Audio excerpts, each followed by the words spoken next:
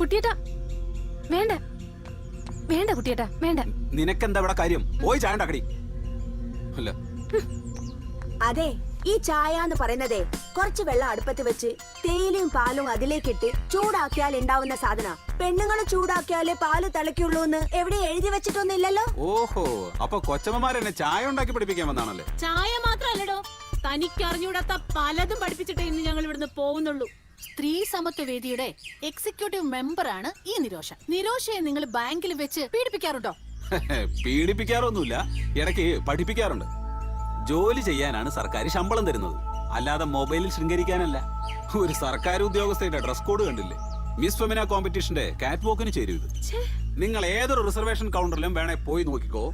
ഒച്ചടയുന്നത് പോലെ ഒരു ക്യൂ ഉണ്ടാവും. അതിന്റെ അങ്ങേ തലക്കിൽ ടിക്കറ്റ് കൊടുക്കുന്ന ഒരു പെണ്ണായിരിക്കും. സ്ത്രീ സംവരണത്തിന്റെ കുറുക്കു വഴികളിലൂടെയല്ല, മെറിറ്റിലൂടെ വേണം അധികാര കസേരകൾ ഉറപ്പിക്കാൻ.